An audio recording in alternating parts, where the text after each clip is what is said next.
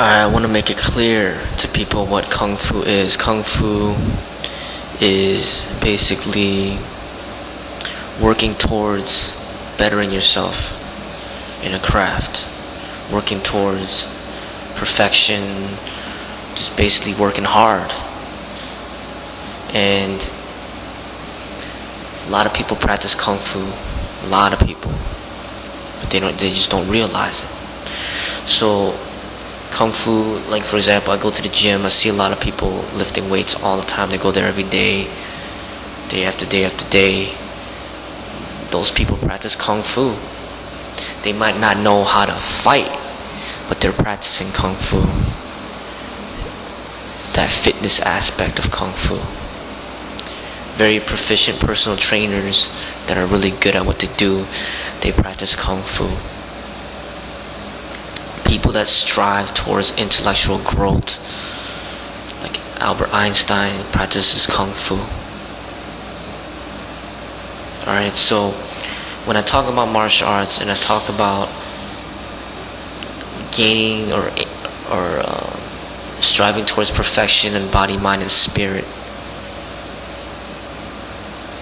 then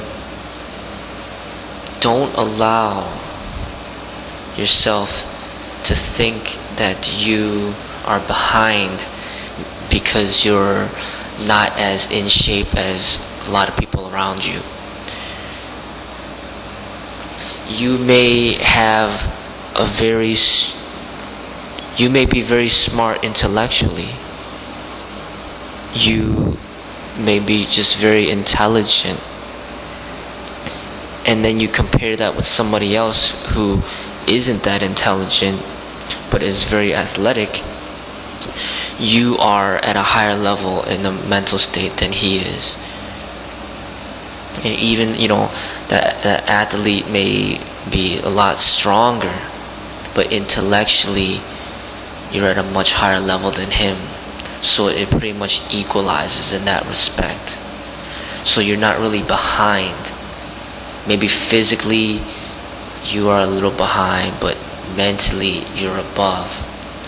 Or it could be like your spiritual growth, basically understanding your inner self, having a compassionate heart.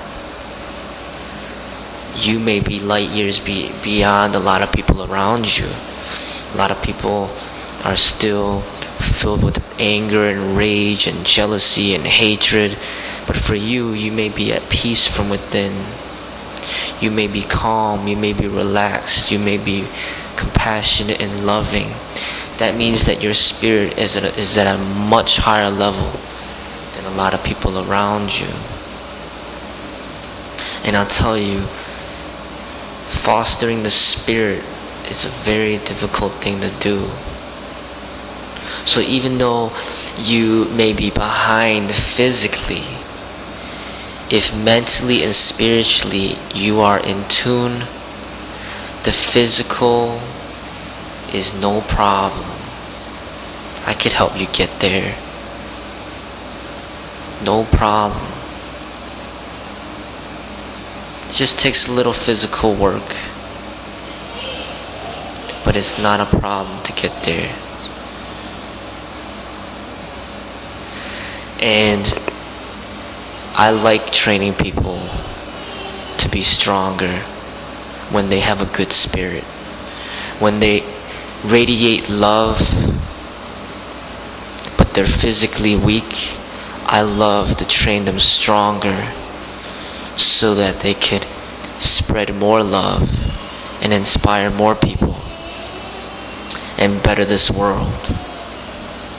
For example, if there's a person like Jesus that came to me and he's physically weak, I would love to train him to be physically strong so that he could gain more respect and not just be spiritually strong, not just mentally strong, but also physically strong. I love to train people in that way. I love to help the world in that way.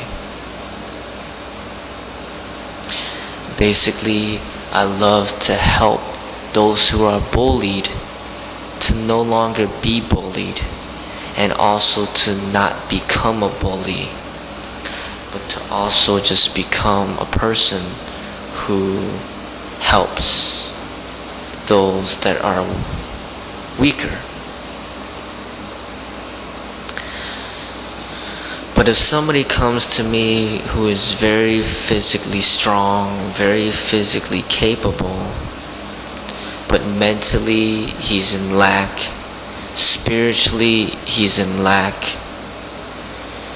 he hasn't found his way, he's full of anger, he's full of hatred, full of competition and jealousy and envy, it's very difficult to train somebody like that. It's a dangerous thing. Because to change a person's heart and to develop him spiritually, it's a very difficult thing to do. It's not that easy.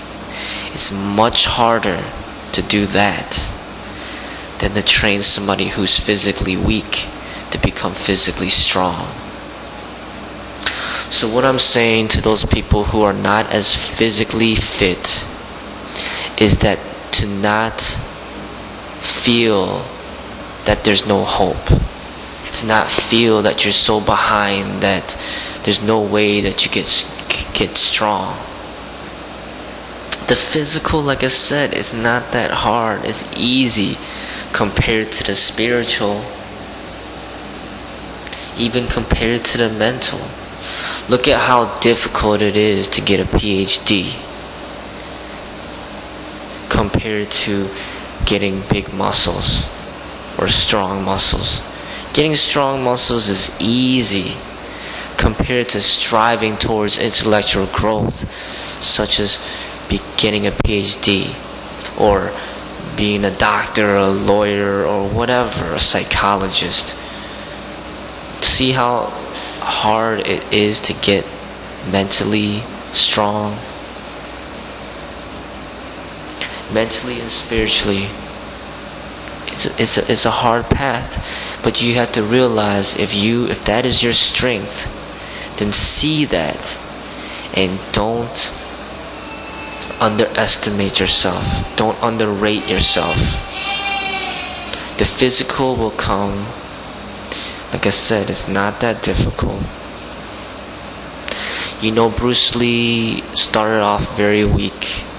He was very skinny. People used to beat him up and bully him.